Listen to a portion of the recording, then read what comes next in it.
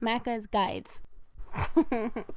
Before we get into the video, a quick message from our sponsor, Full Sail University. So gaming is a huge industry where creative individuals are needed to make the next big game, and Full Sail University can show you how to get started. If you want to make video game art, the Game Art undergraduate degree gets you working with the tools that the professionals use. If you prefer coding, there's a game development undergraduate degree, and there's even a mobile gaming development program if that's your thing. Full Sail grads have went on to work on big games like Destiny and the Call of Duty series, and since you'll need the tools in order to get the work done, Full Sail also offers all students a laptop with all of the programs you'll need.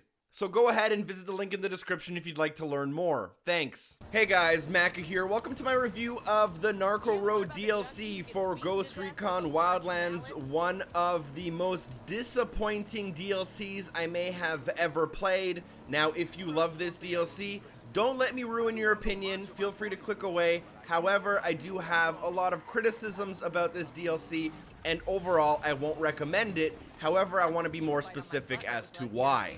Now, if I ask myself, what's my favorite part of the Ghost Recon series, or more specifically, Ghost Recon Wildlands, it's an easy answer. The gunplay is decent, but the best part of the game is the kind of tactical gameplay, trying to get into a base and get out. And if I ask myself, what is my least favorite part of the game? Easy answer, it's the driving and the vehicles. Now, I think I share the same opinion with a lot of people, but for whatever reason, Ubisoft decided to make a DLC mostly focused on vehicles, and I don't know why. Now, right off the bat, I got a weird feeling about this DLC because instead of integrating it into the main game, it's a completely separate option from the main menu. Not only that, you will have to create a completely new character, and there's no way of pulling your character forward from the previous game. You'll also, for whatever reason, start at level 20, and you'll have some skills unlocked and some skills not unlocked, and you'll progress to level 30 again for some reason, and then unlock more of the same skills you probably unlocked in the main game. And quite possibly the biggest blow to this is the fact that your guns don't really carry forward either. Now, a lot of the same guns are available, and you'll have a lot of the same unlocks for those guns. However, a lot of guns aren't available, and the boss-specific guns are completely unavailable, which kind of makes sense in the story, but in terms of a gameplay perspective, it doesn't make a heck of a lot of sense. One of the things the DLC does have going for it, though, is the open world. They did a pretty good job designing this contained package of, like, densely populated areas, and overall, it still works very well. It's very good to look at, and as an open world map, there's a lot to like. So like I said earlier, the DLC is more or less completely structured around vehicles, and we know for a fact that the driving in Ghost Recon is not one of its biggest strengths. The problem on top of that, though, is when you put such a big emphasis on vehicles and you add things like nitro boost and challenges for vehicles, all of the problems become amplified and become even more frustrating, and that's my biggest problem with this DLC. Another issue that doesn't bother me as much personally, but I know a lot of people will not enjoy, is the non-realistic factor of this DLC. You're driving around monster trucks and tricked out cars with neon paint jobs and nitro boost. And Ghost Recon has a little bit of a somewhat realistic feel in the main game. So even more disjointed is this new monster truck energy-fueled electro challenges nitro boost stuff, which seems very out of place, and it doesn't bother me, but I know a lot of people are a little bit skeptical about it.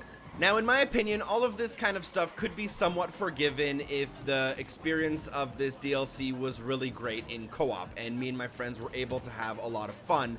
However, there are serious issues from a design perspective that get in the way of that. For example, the monster trucks only have 2 seats, and they're what they want you to use for most of the missions.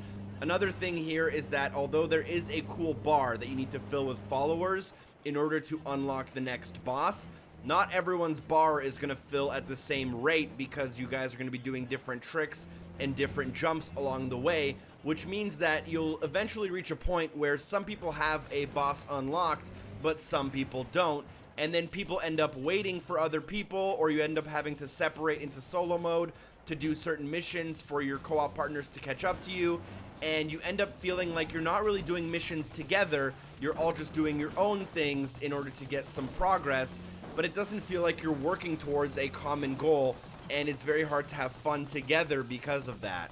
It ends up feeling like this big open world sandbox where everyone's just kind of doing their own thing instead of this great tactical co-op based shooter that we want. Now, even if you can get over the fact that this DLC is completely disjointed from the main game and the fact that most of the missions revolve around driving and escort missions, you'll also have to battle a wide range of different glitches across your time with the game.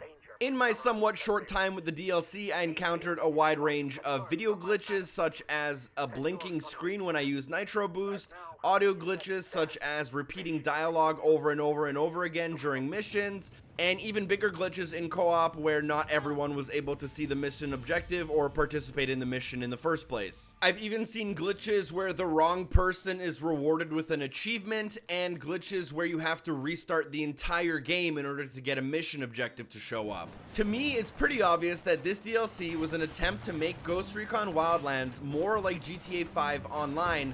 However, the foundation of Ghost Recon just isn't there for that type of game, and the DLC has way too many problems in order to be successful. Now, I want to make it known that I still recommend the base game of Ghost Recon Wildlands. There's a lot to like in that package, and if played correctly, you will have a lot of fun and get a lot of time out of that game. However, at the same time, Narco Road DLC is a completely different package and a completely different experience, which I cannot recommend and would not recommend whether you want to pick it up separately or if you want to pick up the season pass. There's still hope for the second expansion, but I don't know if Ubisoft is really listening to what we want. Hopefully they make the right choice and they can tweak some of the future DLC for this game in order to give us what we actually want and what we want to pay for, want to buy, and want to play. Thank you guys so much for watching my thoughts on the Narco Road DLC for Ghost Recon Wildlands. Let me know in the comments down below what your thoughts or opinions about this DLC are. Special thanks goes to DarthDave89 and Drop Dead Artemis for supporting the show on Patreon, and hopefully I see you guys next time. Peace.